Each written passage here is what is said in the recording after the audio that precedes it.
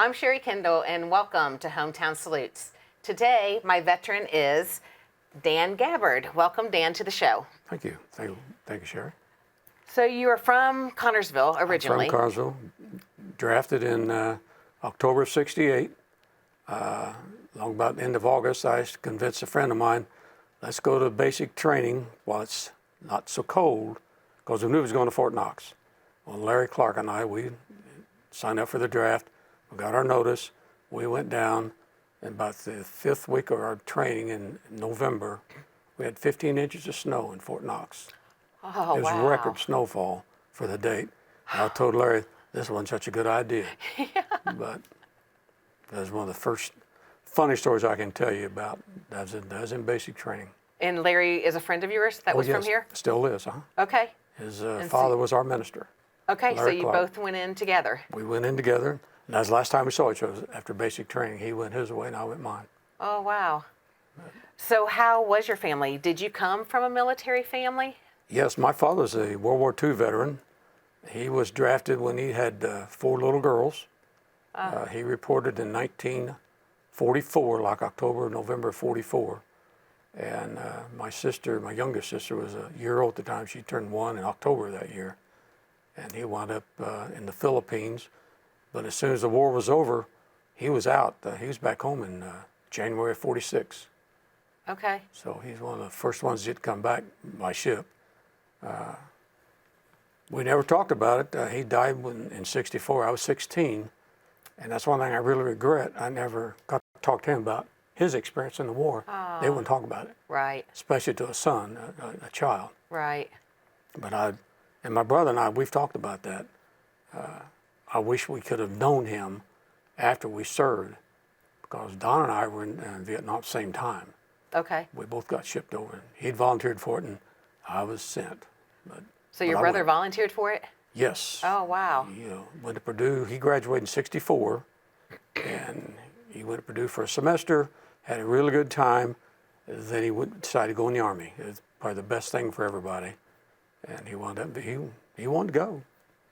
He was supposed to be a machine gunner on a helicopter out of Louisiana, Camp Polk.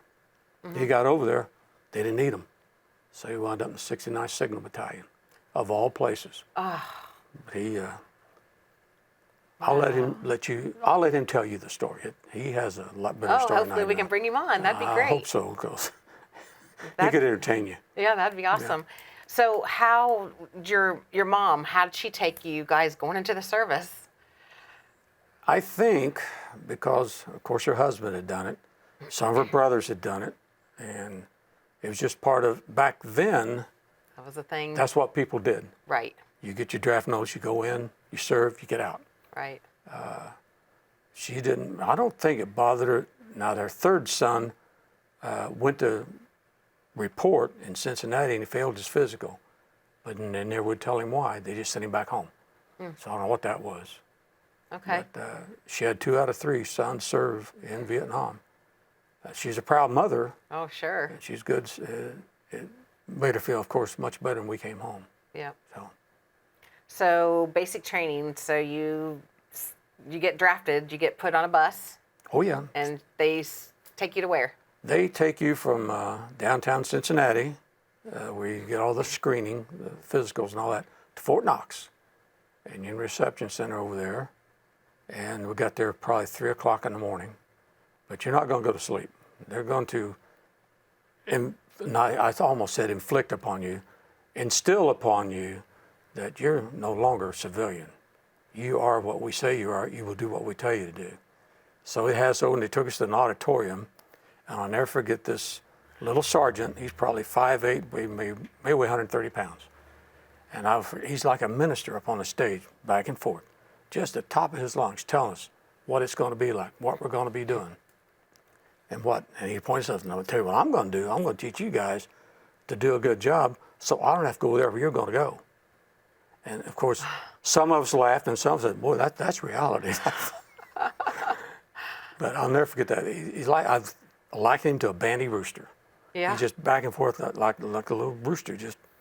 He's all excited about his job. He's greeting the new recruits. Yeah. So did you get your uniform right away, or like some people I've talked to, they had to stay in their clothes until they got into uniforms and stuff? I mean, was there anything I say within like that? 3 days we were in uniforms. Okay. Within 3 days, they were getting everybody through. Actually, Fort Knox, I think, was probably jammed because all the draftees were coming in. Right. But they had a very good supply train. And within 3 days, we was in uniform. Civilian clothes were gone. You had to ship them out. They're not staying here. Yep. And of course, you got your head shaved. And I'll never forget the guy in front of me, like 3 up from me, the barber. There's 10 barbers in a row, and you just wait your turn, go up there. And this barber asked this guy next to us, "Would you like to keep those locks?" And he says, "Well, yeah." I said, "Hold out your hand." Here they come. Oh, that's it. He would do that, I think, about once an hour. That was one of his favorite tricks. Oh, funny. That's funny. That is a good one. So after training, so it lasted how many weeks? We were there for 8 weeks. We had to stay there for an extra week to take our Christmas break. Okay. The time frame, just the way it worked out. We were in a holding company for a week. And we came home for 2 weeks and had to report to Fort Sam Houston, Texas, I think January the 3rd. I think it was the 3rd, for AIT, advanced training, became a combat medic. And that's one thing they told us in basic training. They tested you for like 6 or 8 hours. Okay. And the guy up front, he said, "You don't have to put anything on there but your name. You can leave everything blank if you like. I guarantee you'll be a rifleman. But if you want to, it behooves you," the word he used, I'll never forget it, "it would behoove you to do the best you can, and you might get a better job." Well, I've always been a good test taker. I wound up being trained to be a combat medic, which I thought, what's that, carry a bag? As it turned out, we spent 9 weeks in Fort Sam. It was supposed to be a 10-week class. They made us go 2 nights during like the 7th week, and we got out a week early because they needed combat medics in Vietnam. Oh. Every draftee in our company at Fort Sam got orders to Vietnam, every one. Unless you extended a year to get like a regular Army guarantee of a medical training service, you went to Vietnam. And that's where we went.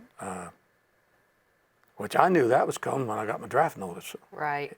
A lot of guys took it hard, but okay. So how old were you? At that time, I was 19 years old. I turned 19 in basic training, October. So you had already graduated, and then you got your draft notice, and off you went. I graduated in 65 and got drafted and reported October 3rd of 66. So I was out by a year and a half. Yeah. And I turned 19 in basic. I turned 20 in Vietnam. I was there 6 months. Turned 20. So when they sent you to Vietnam, I mean, what did you think? This is it. Yeah, I mean, I can't imagine. We had no idea when we got there what we was going to be doing. We thought, combat medics, you carry the bag, you're the one they yell for, you go see how you can help them, and you're carrying a target on your back. Yeah. Because they'll shoot the officer if he's dumb enough to have a bar on. Most of them took them off. Or the guy with the radio and the guy with the backpack. That's who they shot. They're the first ones to go. But it turned out God was with us. We got assigned an ambulance company that needed drivers. So that's how I really come to know my best friend over there, Bill Williams. We both got assigned the same company, and he was my shotgun. I drove all the time. For me, it worked better, and he didn't mind carrying the rifle. So he sat by my side, and we did that for 10 months out of the 12 months we were over there. Oh, wow. And he came back to being, he was the best man at my wedding. We got back in April. Where was he from? Wellsville, Ohio. Oh, wow. Which is right across the river from Pennsylvania. Okay. We've stayed close. I've gone to his son's graduation, his daughter's graduation, his granddaughter's graduation, I'll put it that way. Wow, how a friendship was formed in Vietnam. So there was some good things. Oh, yes. They was having family when we were having family, and they would come visit us once a year, and we'd go visit them, try to once a year. Yeah. Of course, you're going to miss because you got family, and things are tight when you got 2 kids and one income. But so when you left to go into the service, were you married at the time, or? Oh, no. Okay. No, So when you came back is I when had you my got. future wife as a girlfriend, Okay. and when I came home for Christmas, there in '66, I gave her an engagement ring, Oh, you did? and which turned out very well because I got orders in '67 from Fort Sam. Said, we're going to Vietnam, so I called her on a Sunday, and I says, "Why don't you ask your dad if it's okay if we get married?" So she said, "Okay." And you have to know my wife; she's very backward. So she goes in and talks to her dad. Now this is the next day, and wasn't the same day.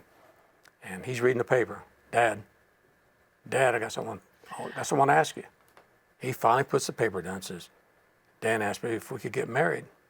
So he just sat there, just looked at her and says, I don't think that's a good idea.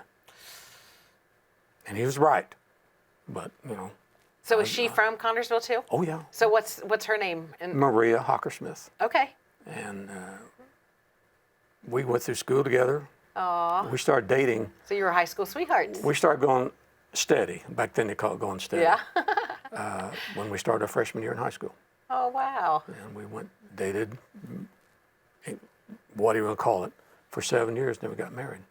Okay. And believe it or not, our son did the very same thing. He dated his wife for 3 years in high school, and all through college. After his 4th year of college, they got married. Okay. She had gone to college at Ball State. He went to Purdue. 7 years they dated, and they're still married. So. So how did you keep in touch with family back then? I mean, Telephone or handwriting letters? writing letters. They were few and far between. She would write. My mom would write. My brother wrote me once or twice. My younger brother. It's just different. Communications is totally different now. Yeah. You just pick up the phone and Right. or look at your watch, talk to it, and it'll Right. call in for you. But you just wait, and that's why we had mail call. Yeah. You go to mail call Oh.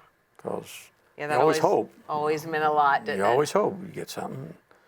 And she sent me some cookies once, and I probably shouldn't tell this. They're pretty hard. And I said, honey, you can hold off on the cookies. that doesn't work too good. But it just, and we'd send little things. Yeah. I sent her some pictures, stuff like that. Oh. But So did you have R&R? I was eligible for R&R. Matter of fact, the best man at my wedding, Bill, had gotten married on that Christmas break. Oh, he did? So he was married when he got to Vietnam. Well, if you were married, you got to come back to Hawaii to meet your wife. They flew her over, and you met her in Hawaii, which was Why didn't you get married? Well, my Wasn't future allowed. father-in-law said, that's not a good idea. And I agreed with him. Yeah. He was right. But Bill got to come back, and they met in Hawaii, which was great. But I never wanted to go on R&R because I was afraid if I'd leave the country, I wasn't going to come back. And I didn't want to go AWOL, Right. That's the way I felt about it, so I didn't want to tempt myself. I didn't do it. Yeah. But at the time, they just opened up Australia, go to Sydney, Australia. And that's where I'd have gone had I left the country, because they speak You speak. some kind of American down there. Right. It's different, but you can understand each other. But I would not do it. So, yes, I had R&R, but I didn't take it. Yeah. So is there any, I know there's not any funny, but is there any funny experiences that happened over there to kind of make things? There's some I can tell you. I don't want to offend people, but I was telling you before we started a while ago that I was driving back from Long Bend one afternoon, and Bill says, "Get over." I said, "What?" He said, "Get over." And we was on a dirt road going back to where we go. He said, "I want that hat." I said, "All righty." So we go over right next to him. And Papa's on riding a rickety bike like this down this gravel dirt road. And he reaches out, grabs hold of the guy's hat. Well, he's got it strapped. And he starts going out the window of the ambulance. I said, "Bill, let go." I was like, I can't stop. And he does. He lets go. And I look in the rearview mirror, and Papa's on taking a bad turn on the bike. But And probably saying a few choice words. we thought it was funny, but Yeah. that's the nasty Americans not spreading goodwill. Yeah. But there's some fun things happened. There's a lot of drinking, to be honest, just keep you distracted. I And had to it do took me- something to make time go. Oh yeah, and it took a while to get over when I got back. You can ask my wife about that, but I did. Thanks be to God, I did it. Quit cold turkey, and that Wow. turned out very well. So did you have like any attacks, like mortar attacks? I mean, anything like that was close to you? Once they started that Tet Offensive in January 31st, February the 1st, long in there, they went straight. It's like you woke everybody up in the country that was a male above 16 years of age. You gave him a gun, you told him to go fight. There was very little training. They were called VC, Viet Cong. And they went straight to Tan Son Nhut, Saigon. That's where they started. Well, it took a while to run them out of there. That's what they meant to do, is capture the capital. Well, they didn't get it done because they didn't have trained people. And it was, anyhow, by the time they got back out to where we were, I was only like 20 miles from the Cambodian border. And our artillery base camp for the 1st Infantry Division, it's called Phu Loi. By the time they got out there, they were running out of places to run. They're trying to get to Cambodia. They thought that would save them. And instead of going around us, which we weren't, 3 mile square, our whole unit, our whole base, and we had truckers and artillery, stuff like that. But instead of trying to go around us, they tried to run over us in broad daylight. And there's pitch battle there until well after dark. I saw about everything we had in the air shooting something that day. We just stay in your bunker, stay down, watch what's happening, because we were medical. If we get called, we go do it. To actually get up on the wall and fight, that wasn't our job. Right. So we're kind of laying back. And they had us cut off, I think, for 3 or 4 days. Nothing in, nothing out by wheel. You go in and out by air. And they were bringing in ammunition, provisions. A big C-130 landed one day. You put a lot of stuff on a C-130. It's a big 4-engine turbo prop job. On a little runway, we had a little, I don't know how long that runway was, maybe a half mile. But he could land that thing and take it off. I've got pictures of that. That was something to see, him taking that thing off. But they got him unloaded and got that stuff out. He took off again. But during that time, in that, I'd say week to 10 days, we was in our bunkers every night. I'd say Really? they were lobbing stuff in, and you come to really fear mortars. Everything else you can deal with, at least in my estimation. A mortar, you never know it. You never know it's coming. It makes no noise. And it comes straight out of the sky, and wherever it drops, that's too bad, because I think so, that when it explodes, it's 6,000 degrees instantly. And the shrapnel just destroys whatever it hits. We lost, I think, 2 ambulances in that week, because they kept trying to hit. We were about a half a block from a bird dog unit, the little single engine propeller driven planes that were spotters for the artillery. Well, the Viet Cong come to realize that that's the ones calling in the stuff. So whenever they'd attack us, they'd try to hit the hangar where they parked the planes. Well, it was only like 300 yards from us, and they'd walk that stuff in, or they just weren't good shots. Anyhow, we was in the line of fire every time we get attacked.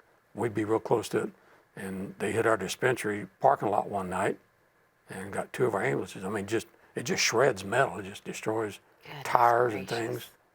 But as far as actually doing shooting, I never came in contact with the enemy in that regard. Of receiving from them, yes.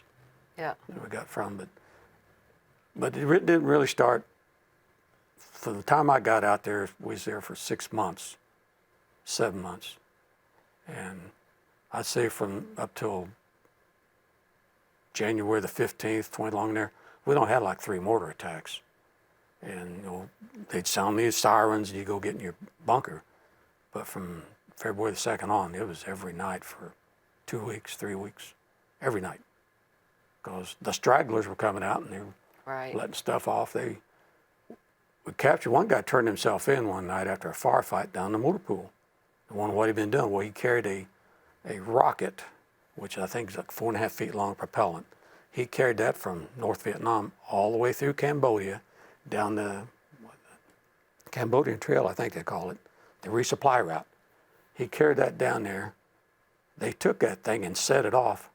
And they said, now go back and get another one. And it took him 3 months to get there. So he wanted to turn himself in. Well, after his firefight one night, he's staggering out there in the motor pool. I don't know how in the world he ever survived it. Because when they come through the wire, everything goes. Everything, anything goes. And you wouldn't believe the stuff has gone off in that motor pool. Oh, my goodness. And there he is. He makes it through there, and he wanted to surrender to himself. And that's how we got that story. But up until then, no, the war really wasn't that bad. Right. For every troop out there shooting, we had 9 in the back helping, keeping him whatever he needed. Yeah. And hospitals to put him in if they got injured, stuff like that. Right. But so how does your work, what was your work schedule? Like, are you 7 to 7? Are you 24/7? Like, do you ever sleep? It was 24/7, but we weren't that busy. Don't let me mislead you. We were always on duty. Monday through Friday, we always went to Long Bend, back where the 2 evac hospitals were, for the guys that they couldn't fix at the dispensary. Okay. The x-rays, anything serious, we put them in the ambulance, take them back. If it's really bad, we put them in a helicopter and send them out. But usually it's an ambulance. That was Monday through Friday, every day. We take them down in the morning, and who didn't get admitted, we bring back in the afternoon. Saturday and Sunday, he was always on call, which that was just it. What else you gonna do? Right. Just, play cards or drink, and that's about it. Yeah. That was the options. Yeah.